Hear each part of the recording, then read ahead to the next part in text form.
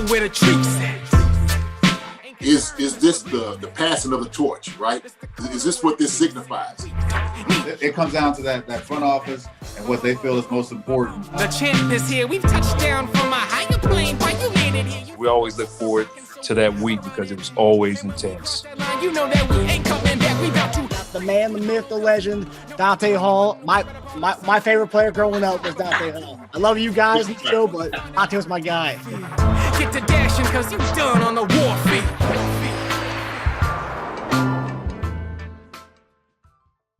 This episode of Chief Concerns is brought to you by BetOnline.AG. BetOnline is the fastest and easiest way to wager on all your favorite sports, contests, and events with first-to-market odds and lines. Find reviews and news for every league, including Major League Baseball, NFL, NBA, NHL, combat sports, esports, and even golf. BetOnline continues to be the top online resource for all your sports information, from live in-game betting, props, and futures. Head to BetOnline today or use your mobile device to join today and make your first sports bet. Use our promo code, that's BELIEVE50, BLEAV50, to receive your 50% welcome bonus on your first deposit. BetOnline, where the game starts. Looking to help your favorite Chiefs podcast? Well, we're trying to raise money to create merchandise for our online store, as well as be able to have more merch to do giveaways to all of our fans. To any of our YouTubers, if you see down below, you can show your support with the new Super Thanks option. Any amount will go a long way towards helping us launch our online store. And of course, don't forget to like and subscribe. Thanks to all of our followers for your continued support.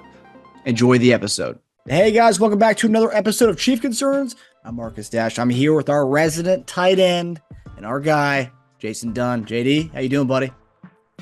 What's up, brother? What's going on, man? How you doing? You know, nice day. You know, starting to see football. The start of the season is coming here closer and closer, man, and I can't be more happy and elated. So I'm in a good mood, man. I'm in a great mood. What about you? Yeah, no, it's and that's the thing too. It's like you're starting to see it, like, not only as we're getting closer to the NFL season, just going outside and this Virginia weather. It's like it's actually starting to smell like a little bit like fall. It wasn't like too hot today, so I got a little taste of like the kind of the fall weather, like that, like 6 o'clock, like, you know, that smell outside, like that harvest. Oh yeah. We're getting closer. That's probably my favorite seasons fall. I love like the winter. I like the winter season because, you know, Christmas time. I love Christmas, the music and all that stuff. But you can't beat fall, man. Just the, you know, Halloween, the weather, football. I mean, you can't beat it. Yeah. You know, it's kind of like that. You know, when you first start football during the summer, like it's really like hot and brutal. You know, some areas of the country, right? And it's just like, oh my gosh, this is just, you know, you really can't stand it. And so, but when it starts to kind of cool down in the evenings, it's like, man, this is just perfect football weather. Yeah. And so I think we're right there where it kind of starts, where summer's kind of starting to, you know, taper down a little bit as far as the heat. And now you're going to start having some beautiful evenings for football. And so, like I said, man, I'm excited. Can't wait. It's gonna be pretty cool. Yeah. So yeah, man, I'm ready. It's also too, like, I remember like playing in high school and the college. It's like, you know, when you go to 2 days, when that's over, once you start to go to the one practices at night, like the 4 o'clock or the 5 o'clock practices, that's when you're like, okay, you start to feel it's like, this is nice. All right, it's getting cooler. It's nicer. Sun's not out. It's nice. Yeah, it's almost like, you know, your sweat starts to, you know, you can actually cool down. You know, before it's like, dang, God, I got to put water on me to cool it down. Like the sweat's not even cooling me down like it should. But yeah, I agree with you. I agree with you 100%. So we got some announcements tonight before we begin the show. We have a pretty cool announcement, actually. So we've heard a lot of our fans, you know, talking about, you know, doing something with RGR, Ryan Tracy, and those guys over there on that channel. So we heard what you guys are saying. We talked to Ryan Tracy, and so Chief Concerns will now have a segment once the season starts on the RGR YouTube channel. We'll have a nice 10 to 15 minute spot. We're going to do things a little differently, where our topics will be a little different from the Chief Concern show. We'll still have our normal show here weekly on Thursdays, but we're just going to do a little 10-minute spot on the RGR channel, and we're really looking forward to that. I'm sure you guys will like the format for that. But JD, are you excited for our little, doing a little something with the RGR? I am, man. You know what? I think this is a pleasant surprise. I think this is something, man, that will absolutely work for both of us. And I'm saying that with, kind of that platform where we can kind of play off each other, man. I think it's going to be great. I really do. Ryan, them guys over at RGR, they do a tremendous job. So I love everything that they do. And so this kind of like somewhat collaboration is to me is warming and it's welcoming. So I like it, man. Like I said, it's a wonderful channel, and you'll be able to catch a little bit more of us, man, and maybe a little bit more exposure for people to actually see us being out there, right? So that's what I'm looking for. Yeah, it'll be cool. RGR's been around for a while. They've been doing this for a while, so it was nice when they reached out and said, "Yeah, you guys want to do some kind of collaboration? Coming on the RGR channel." I'm like, yeah, and so it's pretty much us, and we're gonna have some different topics that we don't normally have on the Chief Concern show. But to all the Chief Concern fanatics out there, do not worry. We'll still have the full-on Chief Concern show, and if anything, it's only going to expand our base, because we're going to get some of the RGR people who don't know about Chief Concerns coming over to Chief Concerns to watch us as well. So it's going to be great for all parties involved. So we're really excited for that once the season starts. Yes, sir. Yes, sir. Yeah. So, hey, look, as much content you could get of Chiefs, hey, the better off you're going to be, right? That's the way I look at it. So, yeah. No, 100%. So to go from good news to a little bit of sad news as we begin the Chief Concern show tonight. So obviously, if you're in the Chiefs world, we lost a legend. In the NFL world, really, and the broadcasting world, we lost a legend. Len Dawson, 87 years old, passed away. Obviously, Kansas City legend, won a Super Bowl, was the MVP of Super Bowl. And kind of it all, and also a thing that a lot of people don't bring up, and I've noticed watching the shows, is Len Dawson. We talk about his famous Super Bowl halftime with the cigarette in his mouth, the beer, and at the halftime, he did stuff that, like, at the time was a big thing with athletes kind of getting into the space of media. When he first came on to Inside the NFL, that was kind of a rarity to see a former player getting into the broadcasting world, and he really embraced the broadcasting world because he did that for so long. Doing Inside the NFL, and then he went into local media with Kansas City. So Len, it's sending my condolences to their family. And JD, you being with the Chiefs for so long, I'm sure you got to know a little bit about Len Dawson. Can you kind of talk to us about your experiences with Len? Yeah, man. I just want to say, I'm just sending prayers out to his family. I know it's a tough time for them anytime they would lose somebody, but somebody who was a legend like Lenny, it kind of hits you a little bit different, especially somebody that I had a chance to get to know out there at Kansas City. And every interaction with Lenny was always pleasant. And I just enjoyed talking to him because he just had that wealth of knowledge, but also too, like his warmness about, his disposition and his character. Is one of those things that really drove you into him. And so I think I put on Twitter, like, Lenny would always come in. Every time we have a conversation, we come in, he always started like, man, JD, he said, Jason, man, I would just love to have a big tight end to throw to you. My gosh, man, I just love to have it. And he'd be like, man, put your hands up. Let me see those big hands. And I show him my hand. He's like, man, look at those mitts. Look, he said, man, I would love to have a guy like you. And so I'm sitting there thinking, like, wow, he's saying that about me. I would have loved to have had, played with Len Dawson, and just, but yeah, man, I think sometimes those memories when you have with somebody that has passed before us, those good memories are the things that we should hold on to, to kind of remember a guy, man. But it's a sad day, no doubt about it. It was really, really sad news just to kind of hear. I remember when he went in and somebody didn't say he was doing well, just kind of pray for, hopefully, his recovery and whatnot. But kind of here we are, man. But we're just going to play, homage to one of the Chiefs legends, one of the best to ever do it. And so in the NFL, the things he's seen, I mean, we're talking about the numbers. And so Len Dawson brought the first Super Bowl to Kansas City, and played in 2 Super Bowls.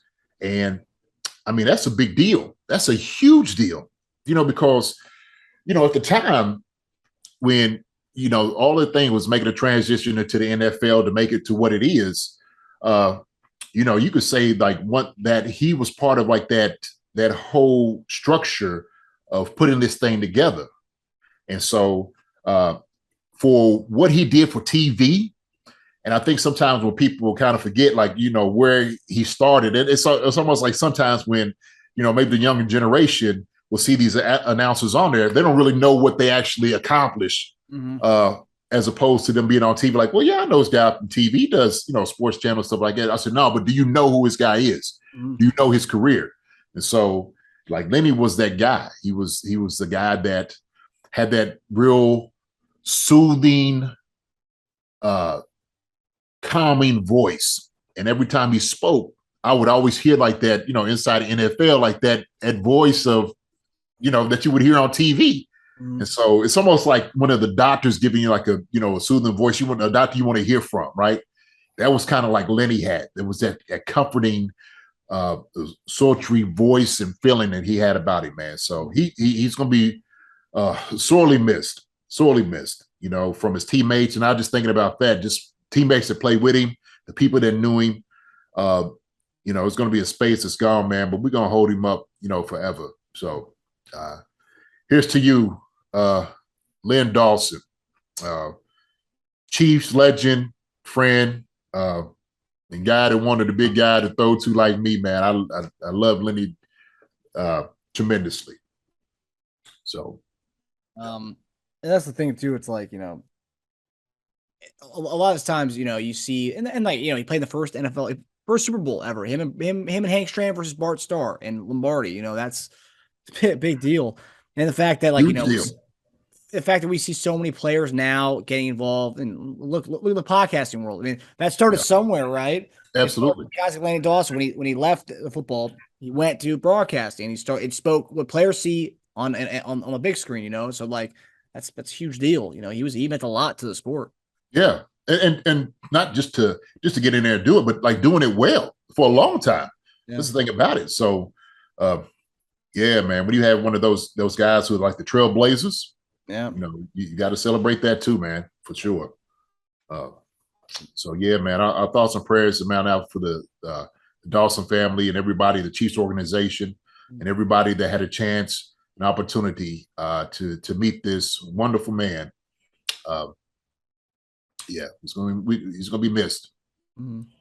Yeah, and I only met him once. It was at an autograph show in Northern Virginia. I was going to get my brother. My brother has this Chiefs helmet, and I was going to get him to sign it. So we went to this autograph show, and it was probably 2008. It was the year after we drafted Brodie Croyle, and I was really excited. I loved Brodie Croyle in college. I thought it was badass. So I had number 12 jersey. I go there with my brother to get it signed. And he goes, and keep in mind, he's working in Kansas City. He's still calling games and stuff. I mean, he knows what's going on. He knows the team.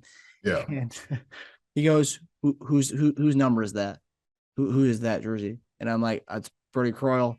And he goes, exactly. Who?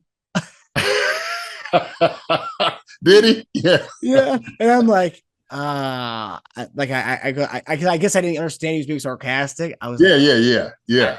After he signs and stuff, like, shook my brother's hand, and then we were on our way out, and I was like, he's dude, he just killed Brodie Croyle. I was like, did he not know who that was? He was like, no, he knew who that was. That was his joke, though. It's like, who? It's like another quarterback. Like, who is that?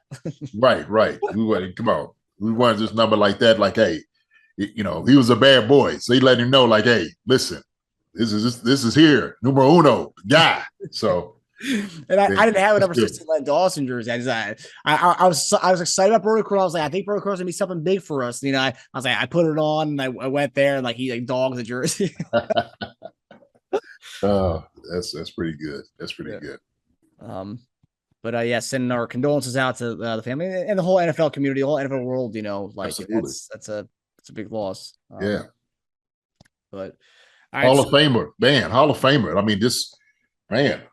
Yeah. And that's the thing, like, when you just start thinking about, his reach, what he actually did and accomplished, the people that, he cross paths with him. Yeah. So yeah, man, it's huge loss. Huge loss. So moving on to from Len Dawson to the current squad. And we had some things to talk about the second preseason game. Chiefs, again, passing offense looked pretty good. Yep. Okay. And we heard this week that Sammy Watkins says Aaron Rodgers is on a different level to Mahomes. So that's more bulletin board material for Mahomes to take in as we head into the regular season. But so passing offense looked like a midseason form, and that was without JuJu, and that was without Mecole Hardman. So the fact that he didn't miss a beat, and the Commanders have a pretty decent defense. So like that's one of the strengths of their team. And Johnny Fortson, your boy, also looked pretty damn good in that game too. Yeah, he sure did, man. Showed out. It was great to see him back. Really. Yeah. You see his playmaking ability out there, and then how much the offense. How can it just extend with the possibilities with a guy like that physical body out there for sure. So yeah, man. All tight ends did well in the game. Yeah. So tight end brothers, tight end power, baby. Seriously. Look good. And also the back shoulder. You could see Patrick's kind of like chemistry with Fortson. That back shoulder throw in the end zone, but that first touchdown he had was so sweet. Oh yeah. But the thing that everyone's talking about, we talked about a little bit last week, is the running game. Through 2 games so far, CEH 4 carries for 10 yards. Pacheco, everyone's favorite guy, 6 carries, 14 yards. McKinnon has not carried the ball yet, but he did look good out of the backfield, catching that nice little outlet pass from Mahomes for like 14 yards. So he looks good in the passing game, and I think he will be our main passing down back. Yeah. So with everyone's kind of concerns from seeing the run game, what do you make of what you've seen from the run game, and are you concerned? Am I concerned? No, because we're not. These games are not counting for one, so I'm not really concerned. And I know this thing is a process; it takes time, especially when you're just trying to work from training camp, getting the pads on, getting the fits. We know these things are going to come, and so I'm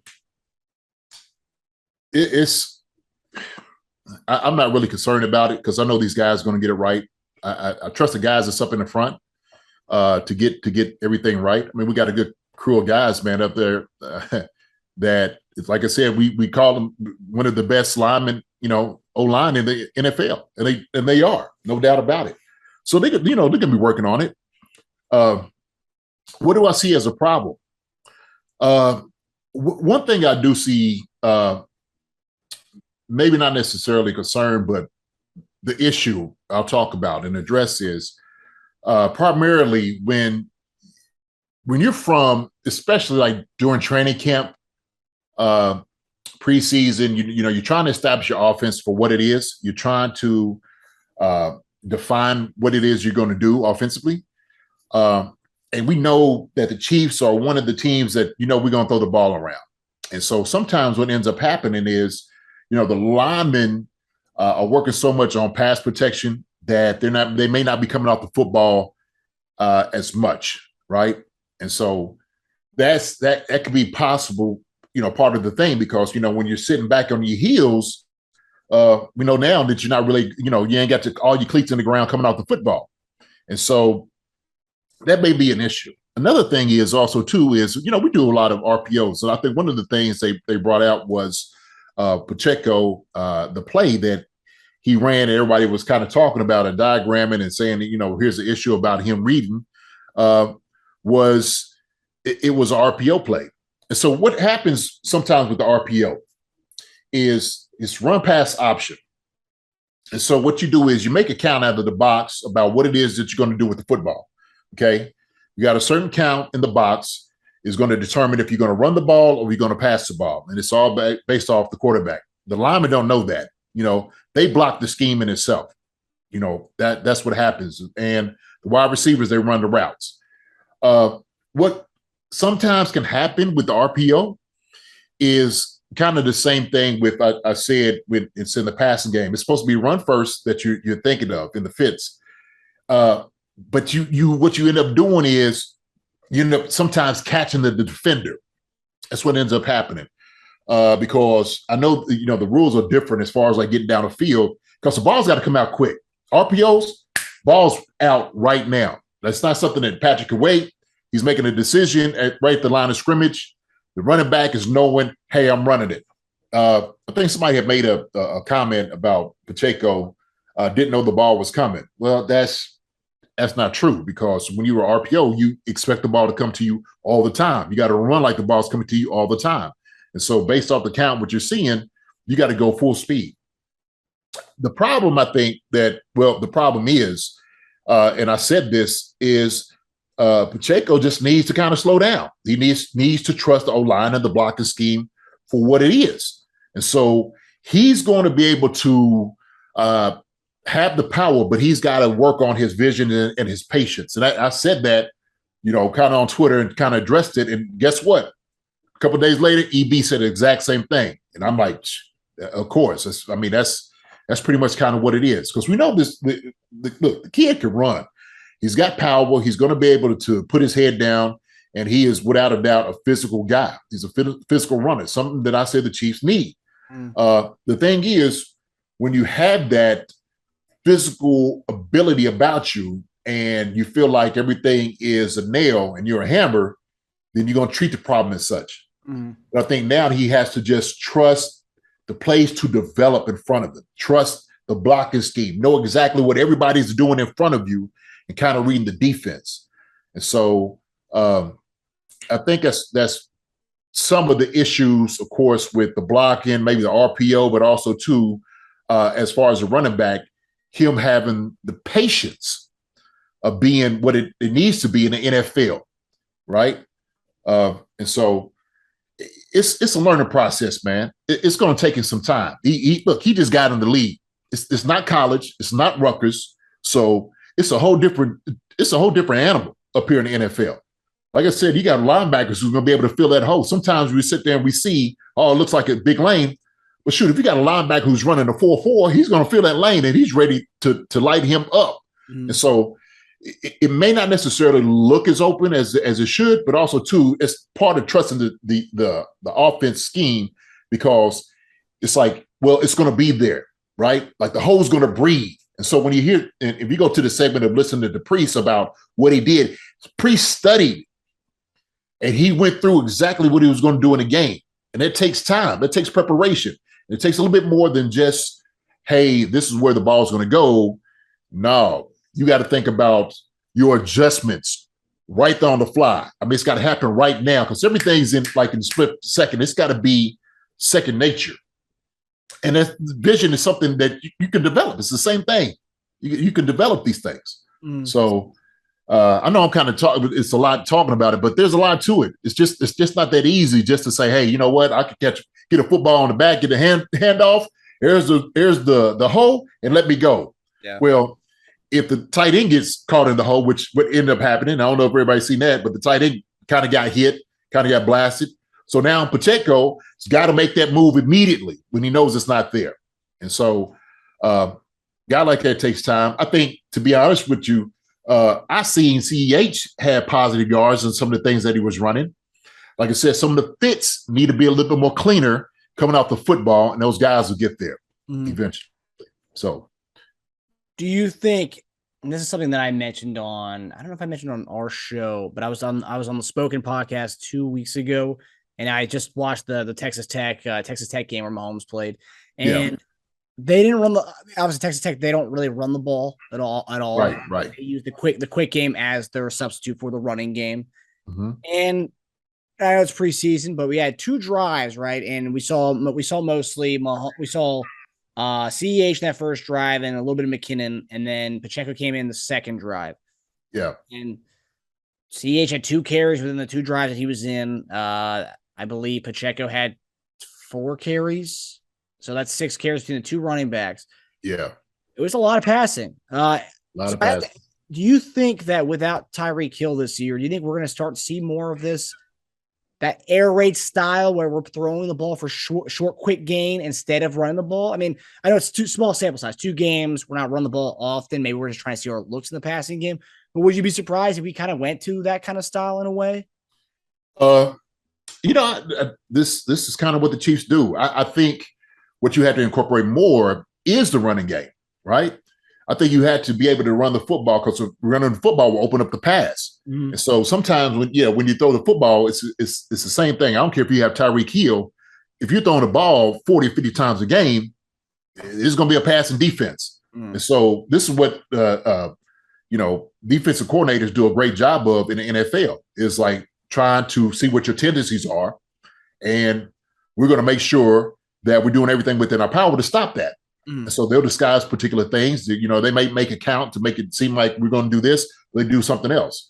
And so, they'll bring the safety down in the paint. They'll blitz from depth. And so it's one of those things that you just do a lot of film study, but I think that we need to incorporate the run.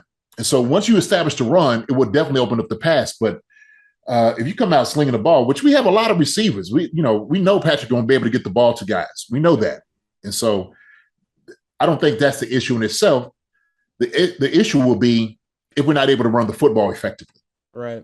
Then that's where everything kind of changes. Mm. So, and I said, when you have guys up front that like to bang, get them in the rhythm, get them in the habit of coming off the football. I mean, you just got to do that. And that's practice. That's practice. That's practice. So 9 on 7, you're doing it, you're doing it in team, but you got to create that balance. You got to create where the guys are comfortable running the football so they can see the lanes. And our guys got to be comfortable coming off the ball to open them up.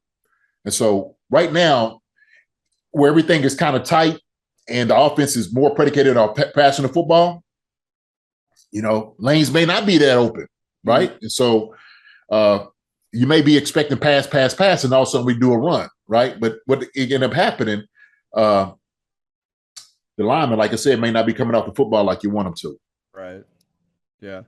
Yeah, the reason why I asked that is because when I watched that game and I saw Texas Tech didn't really have like a go-to guy, they were spreading the ball around to everybody. Everyone was getting the ball. Everyone was getting a piece. And it was like, okay, if they're really not running the ball, and obviously anyone who watches Texas Tech, especially the years Mahomes was there, they weren't really winning games. Everyone was just focusing on the pass. They didn't really have much of a running game. I was just curious because like what I've seen for the first 2 drives last week and then the week before, it's like literally maybe with 2 runs, it's literally just all passes. We're just getting the ball downfield. We're kind of like utilizing all the different weapons that we have, and that's just something we're not really used to with offense because it's usually Kelce Hill kind of deal. And then well, I'll say this, okay. So what we seen last year in particular games is we came down to where it is in the red zone, and we're passing the football, right? And so we throw an interception. Go on to Tyreek, or we throw like a quick little screen pass to him or out in the flat, and we don't score. We go down and we're going to get, and we're trying to score at the end of the game to get a touchdown. And I think we ran the ball once, maybe. Yeah. And so it was like, okay, because we haven't established a run, hello. Like we need to do that. We need to have a guy. We need to have an offense. We need to have plays that we got to get positive yards. Sometimes it's just, hey man, it is sometimes just hunkering down, playing bully ball, and hitting guys in the mouth. And we got the guys up front to do it. We do. When you talk about Trey, Creed, Thuney, right? We got Orlando Brown Jr., Wiley. Let these guys come off the ball. Let them come off. And so now I think, kind of going into like Blake Bell, who is on IR, possibly on IR, that tight end is going to be very important. Now, we got the fullback. Now, he does a great job opening up the holes, right? Getting 1 or 2 yards. But after a while, when people see him coming in the game, that's what they're going to be thinking, right? Here comes the, fullback dive real quick, okay?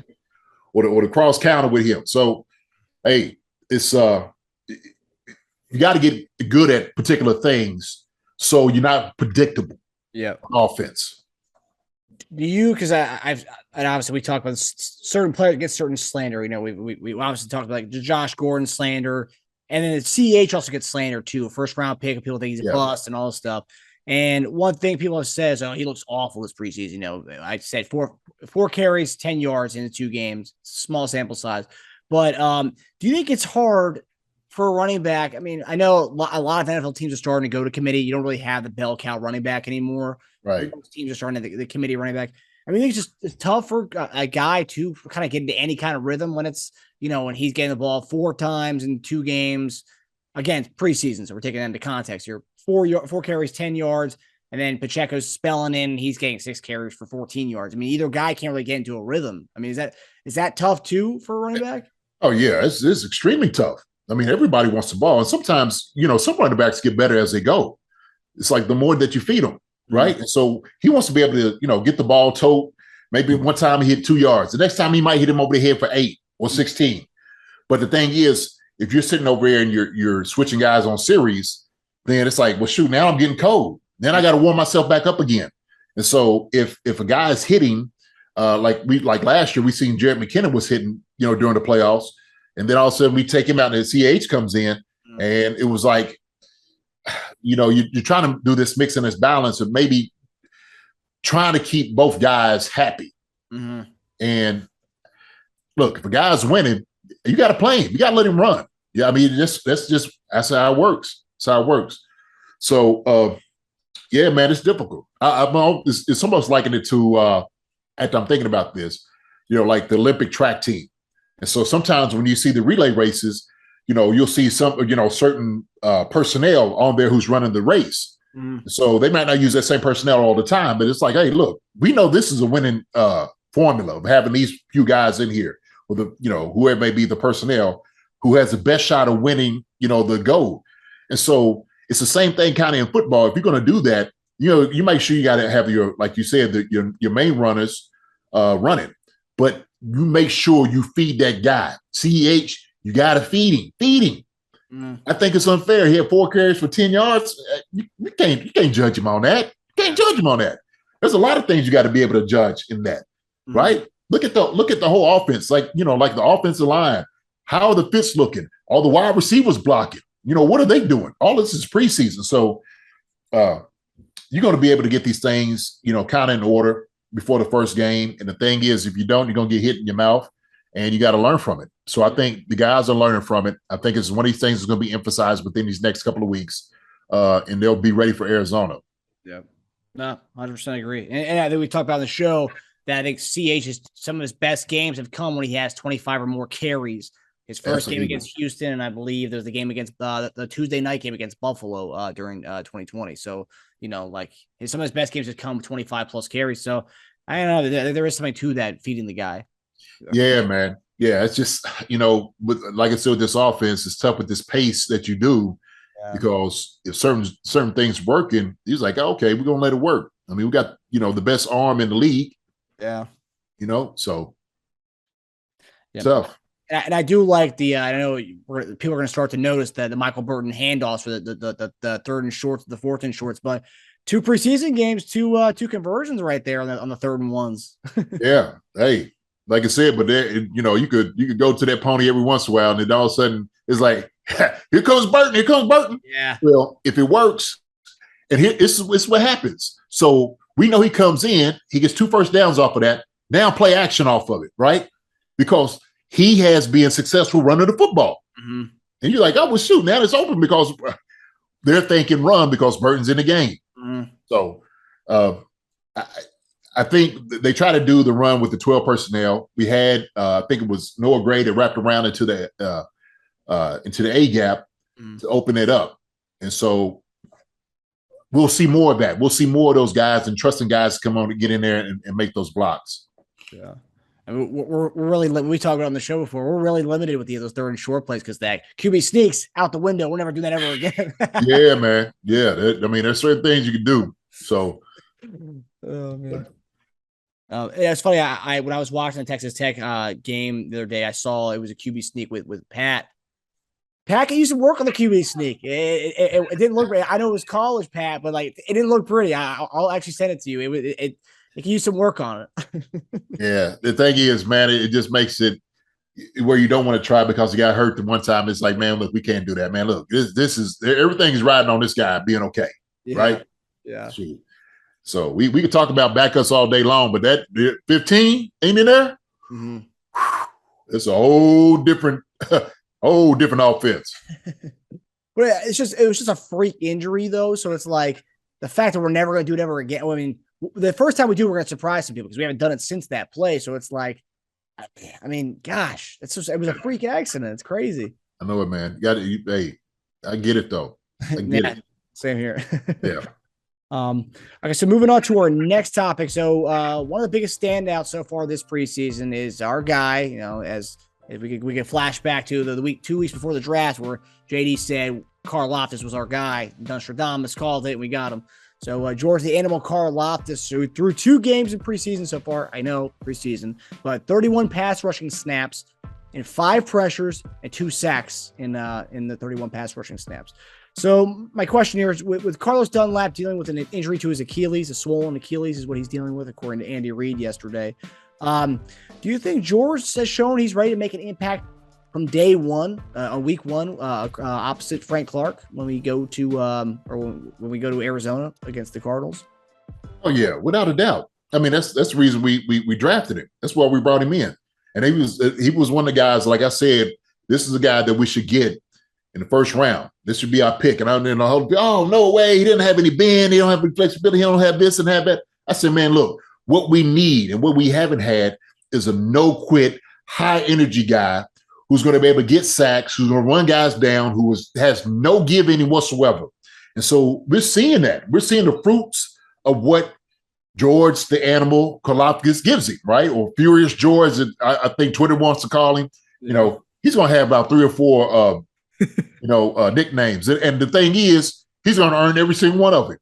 Mm-hmm. He keeps playing like this, man. He'll earn every single one of it. And so that's what I love about a guy like this, man, because he's relentless. He's relentless. He's going to work hard, but he definitely deserves to come out here and be opposite of Frank Clark because he's just going to give you that effort. I don't care what you do to him. You're not going to be able to beat him down. You're not going to make him tired. And so Andy's like, look, I'm gonna put him in there, and George's like, keep giving me more, keep giving me more. You know, he's not one of those guys you're gonna see tap on his helmet to come out. That's I don't think that's not his makeup. So definitely, he deserves it. Absolutely. Yeah, I mean, we talked about this after we lost the Bengals. You said we needed a guy who was going to be relentless, a high energy guy. You know, just going after the quarterback relentlessly. Yes. And I know it's preseason. So I've seen some people say, okay, relax. Let's cool down on the Karlaftis side. It's just preseason. But like, those are things that you can see that stands out on tape because he is nonstop. Yeah. Look, as a tight end in NFL, okay, who blocked a lot of defensive ends, some great defensive ends, okay, the guys that you knew that you had to always come in with your hard hat and lunch pail was always those high energy guys. You knew that regardless of, you know, having the big names and stuff like that, a guy that came in who was going to claw, bite, scratch, do whatever he needed to do to get to the football, you knew that was going to be a full day. You knew that.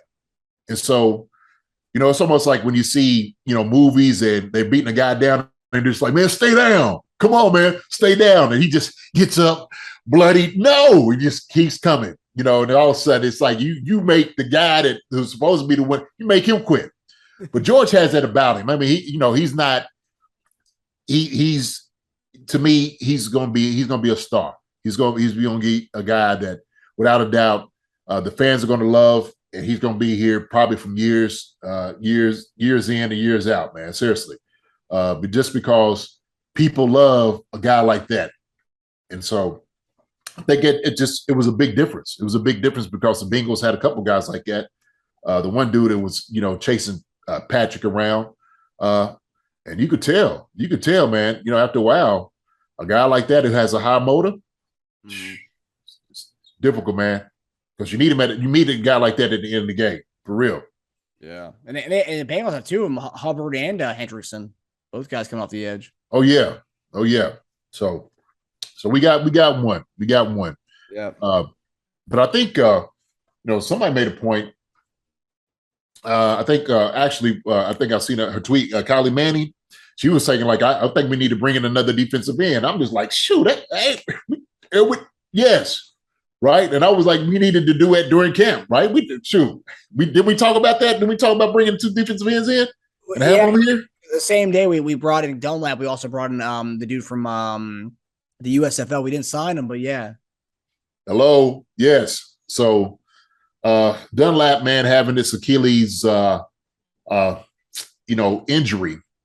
And we don't know how that's gonna fare like throughout the year. Hopefully it's not a problem, an issue, but the guy's an older guy. He's got some tread on the tires, man. He's been wanting to tread down a little bit. Yeah.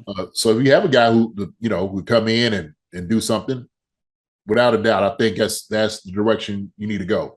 Not just to mention, you're looking for guys to step up, right? So it shouldn't always be like, man, George just got here. Why is he the guy that's making all the noise, right? Why is that? Although Kane Doe has looked pretty decent in some of the third and fourth quarter reps he's had. Yeah, he has. I mean, listen, hey, look, I think I still want him. I still want to see him figured out, man. I still need to see a little bit more assertiveness, right? A little bit more and sprightness and firing off the ball, and that's what I want to see. You're a defensive man. You're supposed to have it every single play. So maybe that's what I'm expecting from him. I want to see that he just has that passion of like that no quit. Yeah. And maybe he's not that guy. Maybe he's a guy that is a solid guy.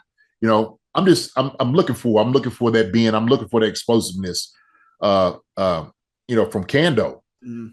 Dan and Emma, he comes and he does a great job. I love how he plays. So I don't know if this ends up being a problem with Dunlap. Like, we don't know. We don't quite know how he feels. He's gonna be ready for the season. Maybe this game up in the air. Then I think you've got to explore that option. No doubt about it. So, how worrisome is it an Achilles injury at that effort for an edge rusher? Is that like that? That's man. Shoot, it's Achilles. Because you got to come off the football. You're doing a lot of like changing of direction. So you're hitting the defensive end and something happens and that thing blows or something like that. And we're not putting this on. I'm not putting this. Hopefully, Dunlap is going to be fine. I think everything's going to be great. Right. I think you just have to have a contingency plan. If something like this does happen, it's you got to be prepared for it. But I hope he's going to be all right with this. And maybe it's just some soreness that he has. And if the doctors are saying like, look, maybe you just need a little rest, right? Because he's just coming into camp and whatnot. Like maybe it's just part of that, and taking some time. But I think if he get the rest that he needs and that's what it is, cool. We'll back off from saying that maybe we needed another guy in here, but Yeah, because in Andy's press conference yesterday, I believe he said that he's getting better. So it's like, okay, that's a good sign right there. Good sign, right? So yeah, and maybe this is soreness. It's like he's an older guy.'s been off pretty much all off season. Comes right back into training camp, ramped up. It's like he wasn't body wasn't ready. Man. Yeah, look, he's not a spring chicken. He ain't young no more. So sometimes it take a little time to warm up, and like you said, they haven't been in camp and whatnot. It may take him a little time. Yeah. And on the Karlaftis nicknames, I'll take any of those nicknames. The only thing I don't want is me wanting to call him a perfect stranger. Balky. He's also from Greece. Yeah. I don't want to be my perfect stranger if he has any off games. Yeah, Balky. Oh my gosh, that's a great one. I haven't heard anybody reference that show like forever. Balky. I'm actually shocked that you know that. My older brother showed me a lot of stuff, man. Okay, yeah. Good show. I used to like that show a lot. Bronson Pinchot, man, he's hilarious. Mm-hmm. He had that funny little scene in Beverly Hills Cop as the art dealer. Oh yeah, the art dealer. Yeah. Not a problem, those. Yeah. Oh man. Okay, so with our next concern, we got roster cuts. So we went from 85 to 80 this week, and I believe I forgot what day next week we have to be to 53, the regular season limit of 53. So with that, there really were no big surprises. I would say the only big surprise was Derek Gore going to IR with a broken thumb. That was kind of the big thing. All the cuts, none of them were surprises. Niang's been moved up to the reserve PUP list, so now I guess with the new rules, what is it? I think he has to miss 6 games if you're on the PUP list. Yeah. 6 games. I think that's what the new rules are. I got to check that out again. And they changed a lot of them because with COVID and everything, they changed a lot of they amended a lot of them. Right. So he moves to the reserve PUP list. Gore's on IR. Don't know what's going to happen with that. And then another surprise in Andy Reid's press conference yesterday. Blake Bell, which you mentioned earlier, he got surgery dealing with his unusual hip flexor injury, which is what everyone's saying, it's an unusual injury. So he also, there's no timetable on his return. And then when Reid was asked about if he'd be placed on IR, he said he doesn't know. Right now, the quote was, we're kind of throwing some things around right now when talking about Blake Bell's future. So they said they'll know more next week. So we'll see what's going on with that. And you kind of referenced it earlier. And, we have such a packed tight end room with Noah Gray, Jody Fortson, Travis Kelce. But Blake Bell brings a little bit something that those guys don't really offer. And that's kind of being a badass blocker, like the kind of the JD of the group. He's not JD, but, he's the JD of that group as far as blocking tight ends. So how impactful, if he is placed on IR and if he's missing some significant amount of time, how impactful is that to our offense? I think it's definitely noticeable. It would definitely be noticeable, because he's going to be the one doing the heavy lifting from a tight end standpoint. He's a tight end that could come in, he could catch the football, but he's going to put his nose right there and make some blocks, make some really good blocks.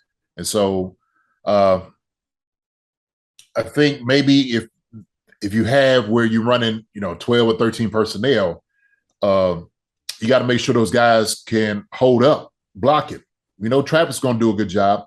It's going to be different from Noah, kind of coming in. We've seen him, like I said, in that one play. You just got to get lower. It's one of those things. That's another thing that you got to learn is blocking, inline blocking, and leading up in the hole. Those are things that it's like vision. You can get better at it by more practice and more experience of these things. And so, hey man, it's without a doubt it'll be noticeable, especially with some of the things that you want to do offensively. But that's kind of weird, man. I've never heard of anybody having surgery from a hip flexor injury. So it must have been something that was big. I've done that a couple of times, hip flexor, and usually it's like a couple of weeks maybe. And, if you're able to move around and it's not as sore anymore, they can kind of get you going. So, that surgery, man, is, first time I've ever heard that. But yeah, and that's worrisome too, because just in general across sports, when a guy gets surgery on his hip, that's generally bad. That's not a good thing. No, shoot, you don't want surgery to begin the season on anything. I don't care what it is. Right. Shoot, I don't care if it's just your teeth. I don't, hey. So I don't know. I think that's what Andy, when he asked me at the press conference, like, we're moving some things, thinking some things around and moving around. It's that, they're thinking about this. There's some concern there. Mm. So I think Blake Bell was without a doubt in their the offensive scheme as far as what they wanted to do. So, changes things a little bit. Yeah, I mean, as most people know, Blake Bell, I mean, he was a quarterback in college at Oklahoma, and they moved him to tight end. He was a bigger quarterback, but then as he's been with us, he's been our QB sneak guy. He's been our quarterback for the QB sneak. Yeah. So, not saying you can't have another guy do it, but like I said, it kind of, I don't know, maybe you tear a page out of your book. Got it. We ain't got this guy to, shoot. Well, let's scratch this one. Okay. Let's figure out what we can do. Jody, can you do it? Noah, can you do it? So. Do you think with Blake Bell, potentially, we don't know if he's going to go on IR or not, but, Derek Gore goes to IR. A lot of different things are happening. And with the injuries that we have with the receiver right now. So MVS also apparently missed practice today. It was undisclosed. They don't know what's going on with him. Hardman missed last week's game with the injury, the groin injury. You got JuJu missing the game with a knee swelling. Really no update on that. Reed said he's getting better every day, he said. Do you think there's a chance our guy, I mean, obviously we know we feel about Josh Gordon, but do you think we will bring on the sixth receiver? I mean, I think that sixth receiver is necessary with, how much we use, we go 5 wide sometimes. We use receivers a lot. I mean, it's going to be necessary to have an extra receiver out there. And with all these other injuries going on IR with our tight ends and skill players, do you think there can be room for Josh to be on the team as a sixth guy? I mean, I'm going to say yes. I mean, because, if this is an indication for things to come, I mean, you got to keep a guy like that close, right? I mean, that's the reality of it. And so we said JuJu, Hardman, MVS, and I'm sure all of this is just maintenance. You want to make sure these guys are resting up for the first of the season because this is when you need them. You don't need these guys now. These guys later down the road during the games when they start counting. And so you want to make sure that you hold these guys back. You're not going in there for anything crazy. We don't need you right now. We need for you to be 100% rolling when that first whistle, the first bell against Arizona. And so that's a good thing because now we have wide receivers. We got a deep room of wide receivers. And so we're going to see that this last game with guys. So it's going to tell a lot, man. It's going to tell a lot if Josh is going to be there, he's on the bubble, he's going to make it and not make it. So when you get down to those 53 players, man, you're going to start seeing day after day, 4 guys gone, 5 guys gone. It's just going to be rolling out. That's how it is. That's how it works in the NFL. And to be honest with you, when these things happen, to me, it was almost like camp became like a ghost town. She's like, man, where'd everybody go? Right? Now, seriously, practice is, where you had bodies, it seemed like a regular team, but then all of a sudden it's like, dang, look, I'm doing double duty. I got to do a little bit more of this. And, and so it just seems like it becomes empty until it actually settles in. Like, okay, here's the guys on a roster, this and that. And then you bring back the practice squad guys, which makes it like, okay, now we got some of those guys back. But before then, when those numbers start dwindling down, it's like, wow. Like, you didn't expect this guy to be gone. So, you don't know, man. Yeah, I just don't know. When you got to get to that 53, man, you're going to have to cut the fat. That's how it works, And it goes pretty fast. Like, it's like, It goes pretty fast, man. Seriously. And it's guys get a call in the middle of the night and you don't see them. It's like, man, where did such and such? Oh, man, dad got it.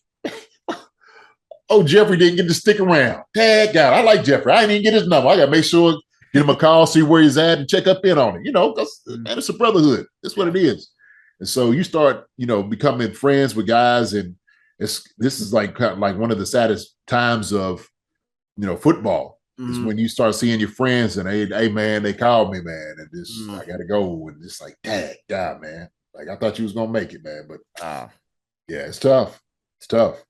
Yeah, because I mean, you got to imagine, you playing in the league for so long, you definitely saw guys where like they knew it was the end of the line for them. It's like, this is it for me. I'm done.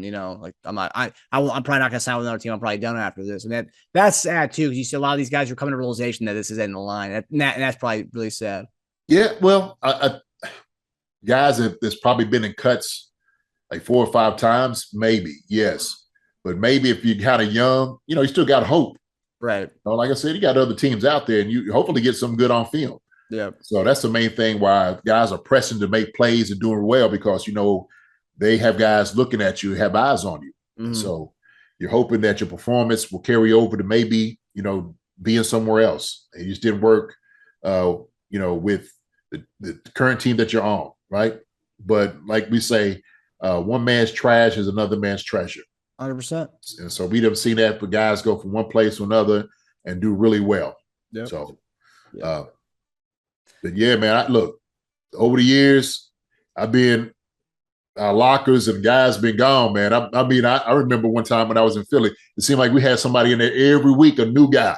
It was crazy, the type of revolving door of guys. Dang. It's tough. And I always feel for the guys who get signed like during midway during training camp, and they're like one of the first. They're amongst the second group out. So it's like the guy was there for like 5 days, and he got cut. He was amongst the first group out, and that never made sense to me. Shoot, you need bodies, but hey, shoot, that 5 days, you better do what you can in that 5 days. Yeah, making a huge impression. You have to do that. I mean, you got to be the first one down on everything, and so you just got to stand out. Yeah, I tell you who did it kind of with us, man, when he kind of came in, was Bobby Scipio. Remember Scipio when Sip came in? He got cut. I was pissed off when he got cut. He did well that training camp. I know it, man. Sip was catching everything too, boy. I'm trying to tell you, man. Sip, I don't care, man. Everything looked pretty. Everything he was catching, I was like, man, he gonna get on. Yeah. Sip gonna be here. So, that was a surprise. Yeah. But more on this, really. So for our last topic, Thursday, we're hosting the Packers, final preseason game of the year. We're a 1-point favorite, but I mean, I don't know. We're going to see many guys, many of the main guys play in that one. So this one's really a showcase for a lot of players who are trying to work for that roster spot, either with the Chiefs or someplace else to get that tape together. You playing the league for as long as you did, do you have any words of wisdom for a lot of these guys looking to find a place in the NFL heading into this final preseason game? Oh, man, listen, mine is don't leave anything in the tank. I'm like, why would you? So this is your opportunity. And so right now, you got to make it happen. And if it don't happen here for you, there's other teams out there that you can go to, 31 other teams that you can go play. And so this right here is a job interview. That's what this is. And it's got to be taken serious. So when you come out there, it's got to be all business. It's got to be all ball. You got to go out there and you got to perform. It's just that simple. And so, guys just got to understand that. It's not to press, but, you just make sure that you just locked in and focused on what you have to do, and just doing your job, man. But other than that, man, that's pretty much it. So don't think that this could be the end of the road for you. You never want to think that. Stay positive on everything, but more than anything, don't leave nothing in the tank. So, yeah. With that, the question, as we're big Josh Gordon proponents on the show, and I know some people don't like that we are big Josh Gordon people on the show for whatever reason, but making sense of his snaps last week, I think he led snaps offensively. I think he had the most amount of snaps. And he played with the ones. I think Fountain got in ahead of him before he played with the ones, but he played with the ones, then he played with the 3s and the 2s, and he played with everybody pretty much. What does that mean? Obviously, and we saw he's getting open a lot, but quarterbacks just tucking and running. I mean, what are coaches seeing that? Like they're not just seeing like the whole, because if he plays with Pat's going to find a way to get him the ball. Pat's not going to tuck and run every time. So are coaches seeing that kind of stuff? Like they're not forget about ball watching and who's getting catches, who's not. I mean, they're seeing him get open, right? We're not blind to this, right? Oh, of course, no, not at all. And so the coaches see everything. They do. They see how guys getting open.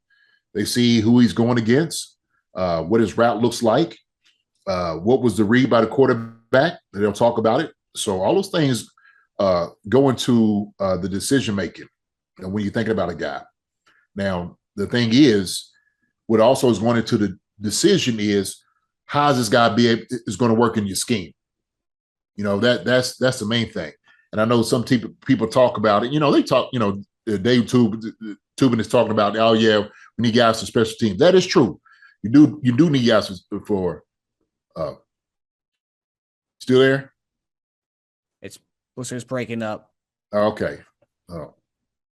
Hold on. I think you need to reset, but let me give it some time. All right. Looks like it's glitching a little bit. Your head's going back and forth. Oh yeah. You can just edit this out. Hold on. Yeah. So I'll pick it up from where I was. What the heck? It's like the like Max Headroom. Like the Star Wars hologram. The Obi-Wan, you're our final hope. Yeah, you remember Max Headroom? Why does that sound familiar? He was a guy that like you had to look it up and see. Okay. How about now? Is that better? Okay, yeah, it works again. Okay. So, all right, I'll pick it up from where I was. Okay. And so when you're talking about guys, kind of making the squad, they got to do everything within their power. But coaches are definitely taking everything under consideration. And when we talk about special teams, like I said before, if you're a receiver, especially like when you were crowded in certain positions, that guy has to be a vital guy for what you do in special teams. Mm-hmm. You know what I mean? So if you're a gunner, but you're not coming down and making plays as a gunner, a wide receiver, then what? Why should we even consider you? You know what I mean? That's how these things kind of played itself out. And so I don't know. I don't know, because I looked at that. I've looked at the guys actually who play wide receiver, all they're making plays on special teams. I just, hey, listen, is this going to be a nod? Is this what it's going to be? Okay, well, let's make it certain that this guy is that guy that you're talking about that we need. Yeah. As opposed to a guy that we know is going to be efficient, has been in offense, who's able to catch football, who's got a lot of experience. And so all those things are taken into consideration, man. And so, like I said, we talked about this before. Look, I think that part of what Josh's slow start was the injury at the end of OTAs and camp. I do. And so when he started, because you remember the injury was supposed to be a significant one. They was like, oh man, we thank God that it wasn't worse than what it was. And he kind of missed a bad thing there. Yeah. So I think it could be part of it. So I don't know, man. But 53-man roster, that's going to come down to it. It's going to come down to it. So he's going to be one of those guys that he better show what he can do. He better show what he can do. You think Thursday night's a big one for him? But Thursday night's a big one for him. And the thing is, they're going to be for the lineman who's going to start, because there's still questions on right tackle, right? We got to make sure the offensive line, the first offensive line is going to start. They're going to be there, because they need that. They need to establish getting yards and getting push, up front. Mm-hmm. So there's going to be protection. Now it's all about the quarterback getting the ball out to these receivers and doing that. So we'll see, man. We'll see. So yeah, I hope. I hope our guy makes it, man. I hope he does. But Corey Coleman's also another guy who actually has been looking good on special teams as far as being a return man. He actually looks all right. So I mean, he could be one. Everyone's talking about Fountain being that last guy. It could be Coleman. Coleman could sneak up and surprise us all and make the squad. I mean, he could. I mean, he had a couple of good returns. Was it anything that was like, oh my gosh, like, oh yeah, that's got no. I wouldn't say that, and not talking bad about him. To me, I haven't really seen any standout as far as return guy in special teams. So we see Pacheco. That joke he taking it out of the end zone every chance he gets. It's like 10 yards deep. I'm like, oh. catching it. Hey, ain't no taking a knee. He ain't doing none of that. I respect it. He wants to show us something. Hey, man. No, I don't. No. No. Even preseason? No. Hey, man. Learn. Look, we talked about habits, right? We talked about habits. Learn how to do something the correct way. Right. Because something like that could cost us. It could cost us field position. These things are all important. You know, it's about being smart. It's about playing smart. So if we know we're going to get the ball into the 25, hey, man, right here, right? Because you might be running and all of a sudden you fumble the football. We ain't going to do that. Right. And so I'm sure, hey, take a knee. When you start doing that, I get, you know, preseason, you're going to run out, but it can do something to a guy's confidence if something happens. You know, he taking undue hits. You don't need to. I don't know, man. Just to me, it's just, no, we got to learn how to do things the right way, right? Let's be smart about it. We're going to be smart football players. But, you know, 8 yards deep, you know, 9. So you sitting over there, you tippy-toeing on the back line, trying to catch the ball coming. No. Hey, man, coaches will tell you, hey, no. So confident in his play. Huh? Confident. He thinks he can take it out. It's confident. I get it, man. Now, look. Hey, and I know everybody's going crazy like, oh, shoot, this sucker's bringing it out 8 yards deep. Like, I get it. Hey, look, I get into the half or something like that, and you just, you know, you're trying to make a play. Sure, I get it. I understand that part of it. Yes. So, yeah, man, you try to make a play. I get, but also, man, that'll get you cut. Yeah. Because I was like, hey, man, ain't no smart player. We don't need nobody back there who's making decisions like that. Yeah. So that's someone who's confident in his roster spot being on the team. So he was doing that. I don't know, man. I don't know, but I'm sure it's being addressed in the meeting. To put it that way. And look, man, rookies. I get it. You know, everybody's hyped to come out here and do what they can do, what they can show, what they can do. You know, the thing is, it's a long season, and we need to understand, like, you know, there's ways to play football, smart football. We want to play smart football. We need to understand what we do and what we don't do. Okay, and some of the things that we're not going to do is we're not going to do things your way all the time. How you think? Well, you know, I thought I could make a play, coach. Okay. Mr. Thought I could make a play. You come have a seat over with me. Mr. I sit on the bench right now. How about that? You know, so not to say, but you know, he's, you know, Pacheco, he's going to be getting some snaps offensively, no doubt about it. So yeah, man. 8 yards deep. I hear you. Pacheco's it's interesting because he was the fastest 40-yard dash out of in the combine. But he doesn't really play like, he doesn't look like I don't get that fastest guy on the field kind of vibe from me. He doesn't look like, I guess he's a bigger guy, kind of stout, so it doesn't look that fast, but it's crazy that he had the fastest 40-yard dash in that combine from the running back. Dude, you know, and it could be, look, it could be straight ahead speed. True. You know, when we talking about, you know, putting your foot in the ground and juking a guy, that's different. Yeah. You know, we're talking about quickness, you know, and speed all the way around. So does that 4.3 translate when you put your foot in the ground and change direction? You know? Yeah. So, you know, dexterity and all of it, look, that's, you know, a whole different topic. Now, if that joke was on the sideline and he just got to go his way, it might, when you see 4.3, when that's kick your head back, right out the gate. Yeah. Yeah. What my coach used to say back in high school, 88 out the gate. Yeah, that's it. That's it. All right. Well, I wish all the guys good luck as far as making some plays on Thursday and hopefully making either our team or making some other team in the league, or if not in the NFL, CFL, USFL. You know, being able to continue the dream. You know, being able to play professionally. You know, because not everybody can do that. Yeah, man. I'm just gonna go up. I want to see how Green Bay, because I haven't watched them at all this preseason either. To see what they're doing out there. It's going to be good, man. I'm going to watch these guys. I'm going to see what they're going to do, perform, see what they're thinking and their mindset, you know, because it's going to be tight. There's going to be some tight ones out there. Boom, some tight ones like that. Woo! Yeah. You know? So this is – I was going to say this shoot makes a break, maybe a career. Yeah. Could, possibly. That's that serious. Yeah. I mean, yeah, you were in those rooms for those 4 preseason games, so you knew how big of a deal it was and how, like, some guys probably took that, like, right? You probably could talk to some guys before that game. That's how like. Yeah. Hey man, look, calm down. Go out there, play ball. You've been doing it all your life since you've been young. Mm-hmm. Go out there, man, relax. Take yourself through it. Okay. Step by step, you're gonna be fine. Mm-hmm. So you see guys' eyes just and the pressure's on them. You know the guys are kind of on the bubble, just on the cut. You know what I mean? So it's tough. It's tough. Yeah. Oh, I hope our training camp guys. I hope everyone.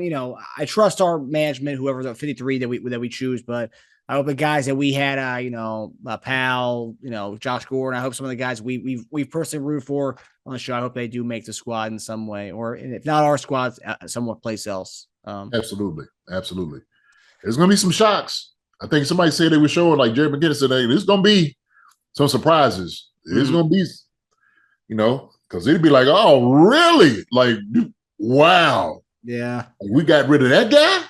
No. Woo. So, or we'll see that from another team. Like, oh, for real? So this is the time, man. This is the time of the season. Mm-hmm. They're trying to get their ducks in order, baby.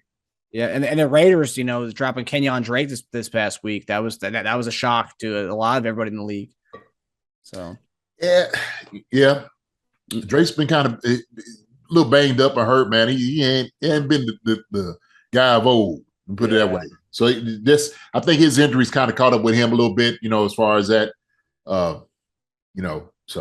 And plus, and the Raiders have a really good running back room, so that'll hurt. Yeah, man. Yeah. Well, we'll see next week. We'll see. Hopefully, I think by next show we'll pretty much see what the team's going to look like. So. Oh yeah, no doubt. It'll be interesting. No doubt. That does it for us. Thanks for tuning in to Chief Concerns presented by BetOnline. We'll see you guys next week as we break down the 53-man roster, and we'll hopefully be celebrating some number 12. Hopefully. Hey, there you go. That's it. We're gonna be happy for you them. Be happy for them. For sure. All right, we'll see you guys next week. Hi, everybody. Thanks for watching. Subscribe here to get the latest from the show. Also, be sure to check out the best clips from Chief Concerns. And if you prefer to listen to the show, subscribe and follow us on Apple Podcasts, Spotify, and anywhere else you get podcasts.